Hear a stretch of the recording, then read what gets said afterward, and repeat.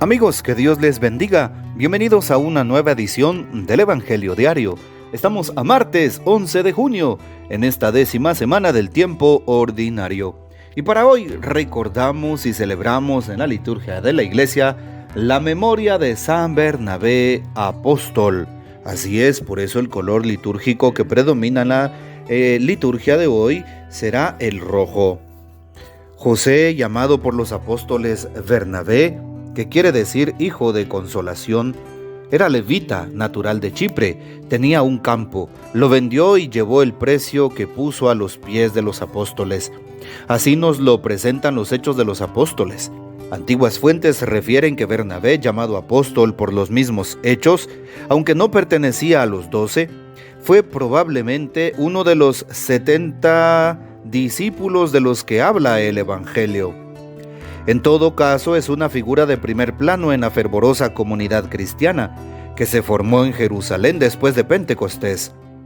Los apóstoles tenían mucho aprecio a Bernabé y lo escogieron para la evangelización de Antioquía. Bernabé es el hombre de las grandes intuiciones. En Antioquía se dio cuenta inmediatamente de que ese era un terreno apto para sembrar la palabra de Dios.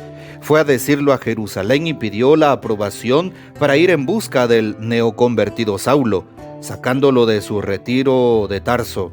Así comenzó su extraordinaria asociación.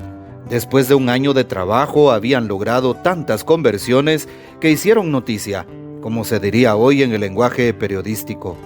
Dicen los Hechos de los Apóstoles: por primera vez los discípulos tomaron el nombre de cristianos en Antioquía. Saulo, que ahora prefería usar el nombre romano de Pablo, y Bernabé, satisfechos por haber abierto el camino al anuncio evangélico entre los paganos, partieron hacia otros lugares. Primera etapa, Chipre, patria de Bernabé, que había llevado consigo al joven primo Juan Marcos, el futuro evangelista. Otra magnífica escogencia, aunque más tarde, al comienzo del segundo y más peligroso viaje misionero, el joven no estaba muy decidido y Pablo no creyó oportuno cambiar el programa y prefirió separarse hasta de Bernabé, que se quedó en Chipre. Pablo y Bernabé, dos personalidades diferentes, pero que se completan mutuamente. En Listra, en Licaonia, al final del primer viaje misionero, durante la predicación, Pablo notó la presencia de un pobre tullido. «Levántate y camina», le dijo, y el tullido quedó curado. La muchedumbre, al ver lo que Pablo había hecho, comenzó a gritar: «Los dioses en forma humana han bajado hasta nosotros», y a Bernabé lo llamaban Júpiter, y a Pablo Mercurio, porque era el más elocuente de los dos. A Bernabé se le atribuye la paternidad de la carta paulina a los hebreos y de otro escrito llamado el Evangelio de Bernabé, ahora perdido. Después que se separó de Pablo, no se tienen más noticias de Bernabé. Escritos apócrifos hablan de un viaje a Roma y de su martirio, hacia el año 70 en Salamina, por mano de los judíos de la diáspora que lo lapidaron. Bueno, pidamos pues la poderosa intercesión de San Bernabé apóstol.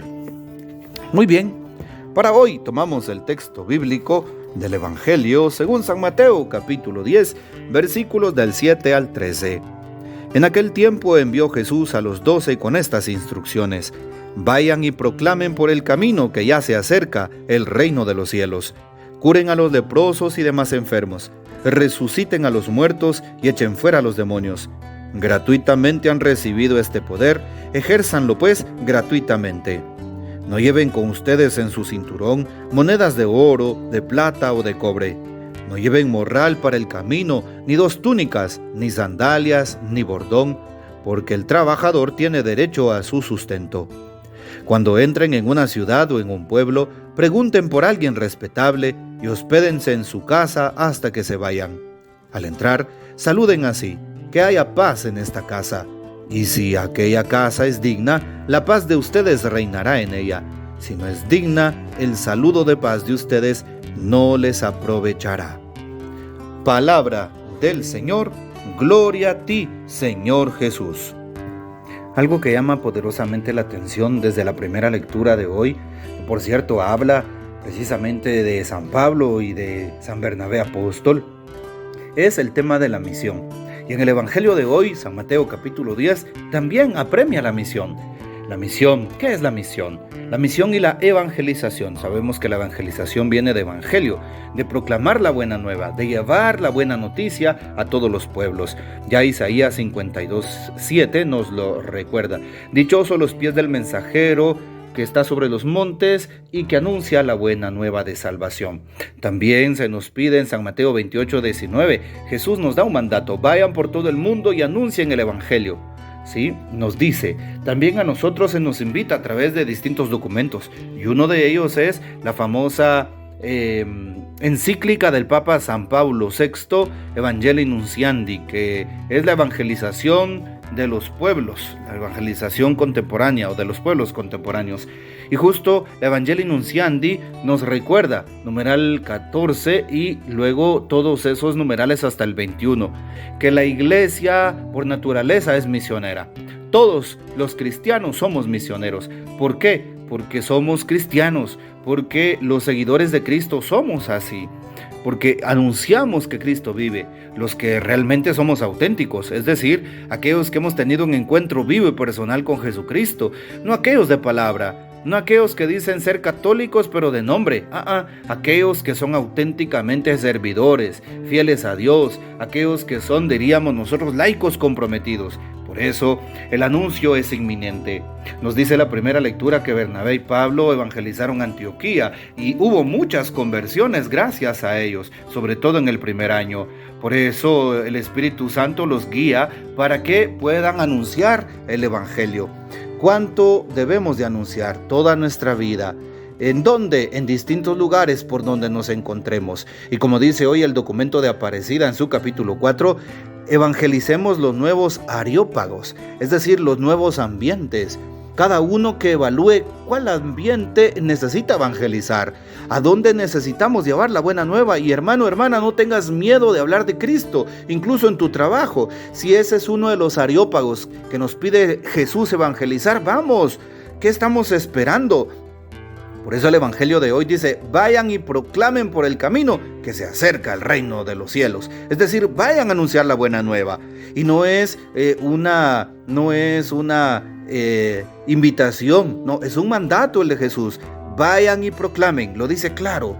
Por eso, pregúntate, ¿debo de anunciar el evangelio en mi trabajo? ¿Debo de anunciarlo en mi casa? ¿A quién se lo tengo que proclamar? ¿A aquella persona que no se haya convertido? ¿A aquella persona que tenga un corazón duro? ¿A aquella persona con actitudes que no van con el reino?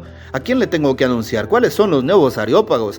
Las redes sociales, el internet, los jóvenes, las universidades, los mercados, las plazuelas, el mundo de los empresarios, el mundo de la política. ¿En dónde te movilizas tú? Pregúntatelo en este momento. ¿Será que el Señor me invita a que evangelice, a que hable de la buena nueva, a que invite a los demás a que se acerquen a Cristo, a que sigan una vida coherente con el evangelio? ¿Será que a mí me lo está pidiendo Jesús? Claro que sí. Eso no te lo tienes que cuestionar en ningún momento. Lo que tienes que cuestionarte es ¿a dónde quiere Jesús que vayas? Pregúntatelo. Qué importante es saber que hay todavía al día de hoy ambientes aerópagos, como dice el documento de Aparecida, que necesitan de Dios, que necesitan ser iluminados. ¿Cuántas personas andan todavía en obscuridad? ¿Cuántas en pecado? ¿Cuántas necesitan de nosotros? Incluso, por ejemplo, si vives en un barrio marginal, pregúntate si aquellos jóvenes que pertenecen a una mara también necesitan de tu luz, de tu evangelio, de aquellas personas que sabes que son trabajadoras, migrantes, pero que no conocen a Dios, pero necesitan del evangelio. ¿A quién necesitamos manifestar la buena nueva? ¿Cuánta gente necesita del amor de Dios y de una palabra de fe y de una palabra de consuelo y de esperanza? Y Cristo la tiene, pero ojo, a través de ti. No te pongas a pensar que un misionero debe de ser necesariamente el Papa Francisco, los obispos, los sacerdotes o religiosas, no. Un misionero es todo cristiano comprometido, que ha tenido un encuentro vivo, personal, cara a cara con Jesús. De lo contrario, no vamos a poder hablar sino teóricamente. El Señor nos invita a dar testimonio de Él, y para dar testimonio y para hablar de Cristo no necesitas incluso ser letrado, sino hablar de la experiencia que has tenido de encuentro con Él resucitado y cómo nos ha cambiado la vida. Bueno, pues te dejo esa inquietud en el corazón, ahora que el Evangelio nos invita a eso, para que el reino de Dios llegue a aquellos que lo necesitan. Que el Señor nos bendiga, que María Santísima nos guarde y que gocemos de la fiel custodia de San José. Y la bendición de Dios Todopoderoso, Padre, Hijo y Espíritu Santo, descienda sobre ustedes y permanezca para siempre. Amén. Comparte este audio y hasta mañana.